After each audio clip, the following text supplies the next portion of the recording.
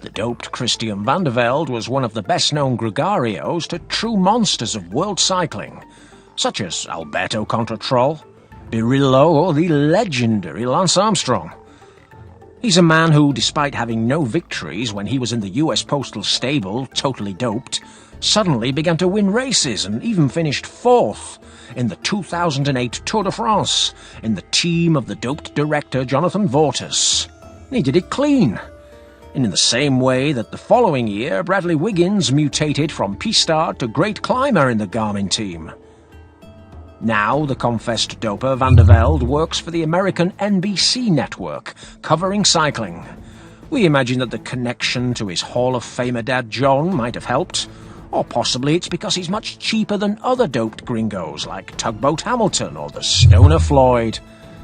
However, what should be quality TV, just what the unsuspecting American cycling fans need, has become a crony show, where Vande Velde interviews his best buddies to make his programme visible in the face of a dwindling audience.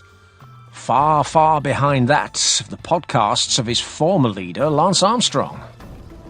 Now, one of those buddies is the also gringo Tejay Vangarderen, one of the most obscure characters of the last decade of cycling, but someone who now works as assistant director for the same Garmin team in which Vande Velde flew, totally clean, ahead of monsters like the Cobra Rico, Piti Valverde or the Schleck brothers. Now, we would never have mentioned this family-friendly programme garbage if not for the fact that Van Garderen, hungry for fury and hungry for attention, threatened Tadej Pogacar for his performance in the recent Volta Catalunya, enraging multiple fans of the Slovenian alien in the process, and generating headlines and clickbait to allow him to keep sucking at the teat of the bike business for a few more years.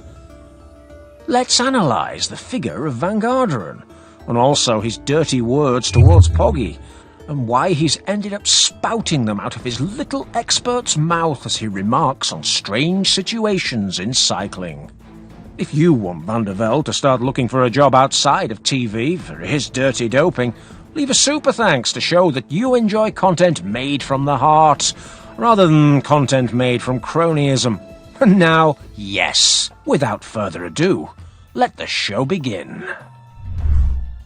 Tejay van Garderen is one of those names that during the decade of the 2010s was always in the second row, hidden behind the shadows of the British monsters created by Dr. Richard Freeman and the marginal gains. And he was to an extent disadvantaged by his American passport, because just when he began to emerge in the professional ranks, Lance Armstrong had to confess his doping to the entire planet in the biggest act of revenge of the US government towards one of its citizens in the entire 21st century.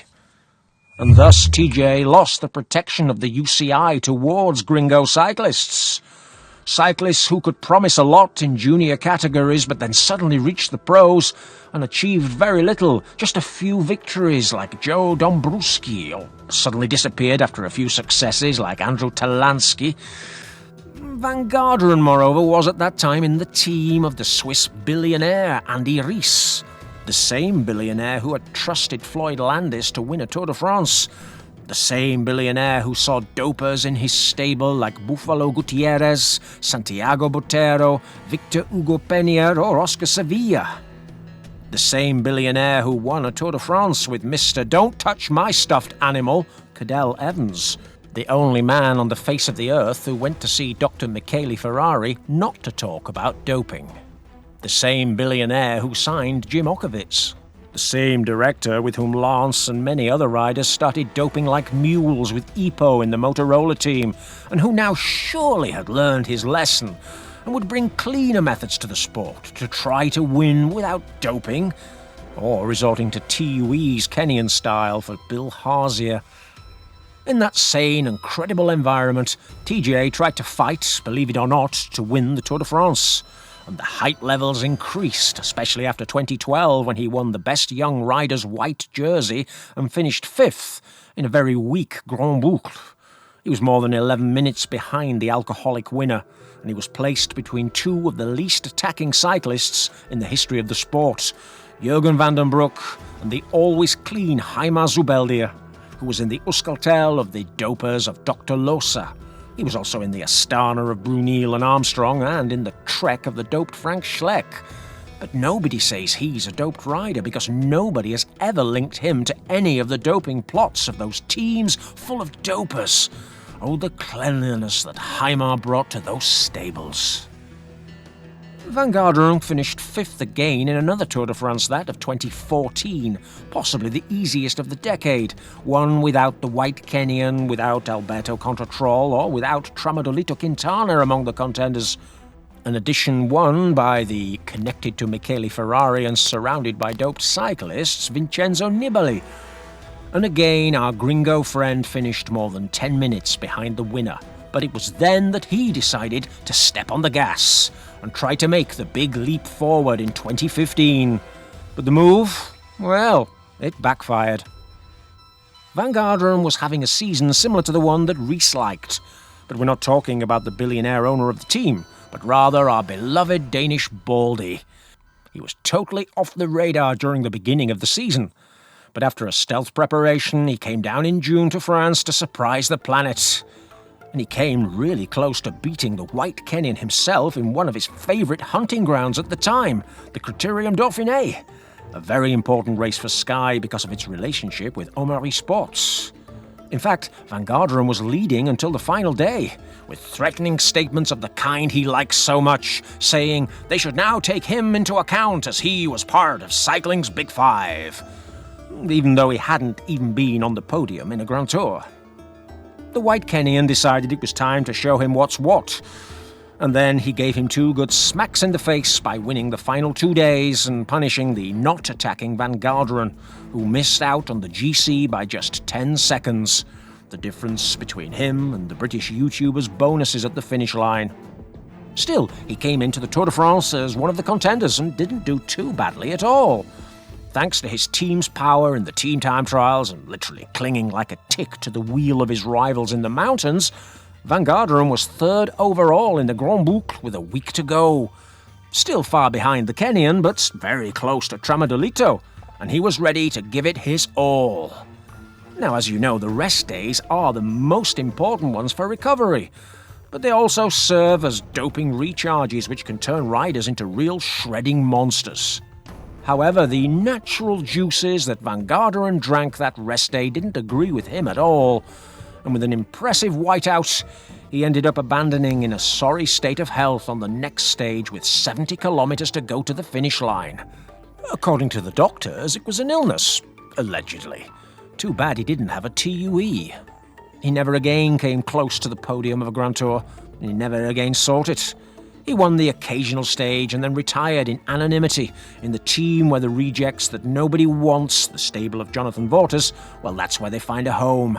He had results as notorious as a 91st place in the Tour de France 2020, 113th in the Vuelta a España 2020, or 84th in his final Grand Tour, the Giro d'Italia 2021.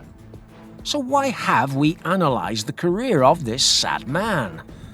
Well, as we said at the beginning, Van Garderen dared to threaten Pogi for his show at Volta Catalunya 2024. Now, it wasn't a critique like ours, where we judged the Slovenian's differential with the rest and looked at his special methods and preparations, all of which made the bib number 1 an unbeatable contender and turned the race into a rather boring and predictable one. No, Van Garderen complained about Pogi, assuring him that he will have no friends in the peloton if he continues like this, because if he doesn't let the others win, the teams will combine against him, and he will soon start to make enemies. A new variant of the Omerta Mafiosa, the same threats that Marco Pantani suffered from his rivals in the 1999 Giro d'Italia before he was caught with his hematocrit at 52% in the Madonna de Campiglio. Mind you, this is coming from the director of one of the teams to whom Pogi did share some of the cake, when the fast but by no means great sprinter Van der Berg pulled off a spectacular win for Blancazo Van Garderen's Education First. So why say this about the Slovenian alien and not about the Danish anchovy? Well, as far as we all know, little dictator Vingegaard also wins by crushing his rivals whenever he can and in the most spectacular way possible. We saw it in the recent Tirreno Adriatico. There are no noticeable differences between Pogi and Jonas in that respect, so why throw beef at just one of the two? Well, Tejay, despite being a Yankee Doodle dandy, is of Dutch descent on his daddy's side, and he speaks the language rather well. And not only that, he also grew up sportingly in Jonas Vingegaard's Rabobank outfit, alongside current Anchovy teammate Steven Kruijswijk. Sure, Tejay, now we understand everything. The rivals, they're the ones who play dirty. They're the ones who dope or abuse others. Yours, the ones in yellow, they're the good guys. Don't worry, it's clear. But let's hope, for their health more than anything else, that they don't suffer whiteouts like yours.